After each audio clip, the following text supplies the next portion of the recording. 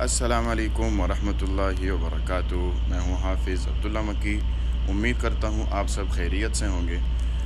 میں آپ ہم سب کل سے ایک خبر سن رہے ہیں کہ سعودی گورنمنٹ نے جو ڈسٹینس ہے، سوشل ڈسٹینس، وہ ختم کر دیا ہے اور سینیما ہالز 100% کھول دیے گئے ہیں۔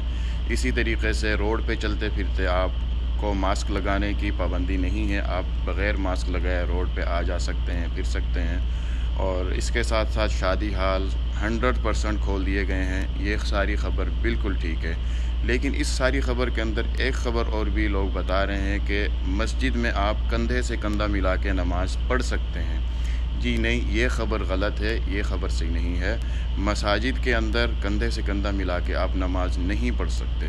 اس کی چند وجوہات ہیں۔ چند وجوہات میں سے سب سے جو مین وجوہات ہیں وہ یہی ہیں کہ ہر بندے نے کورونا ویکسین نہیں لگوائی ہوئی۔ کسی نے ایک بھی ڈوز نہیں لگوایا ہوا، کسی نے 2 ڈوز نہیں لگوایا، کسی نے ایک صرف لگایا ہوا ہے، دوسرا نہیں لگایا، کسی نے دونوں لگوائے ہوئے ہیں۔ تو اس وجہ سے، اس وجوہات سے کہ بھائی ہر بندہ مسجد میں آئے گا، چھوٹا بھی آئے گا، بڑا بھی آئے گا، اور بیمار بھی آ سکتا ہے، جس کو کورونا کی بیماری ہو وہ بھی آ سکتا ہے۔ لہٰذا مساجد کے اندر آپ کندھے سے کندھا ملا کے نماز نہیں پڑھ سکتے۔ ہاں، مسجد الحرام میں اور مسجد نبوی میں کندھے سے کندھا ملا کے نماز پڑھنے کی اجازت ہے، کیونکہ وہ کھلی جگہ ہے، کھلی فضا ہے وہاں پہ۔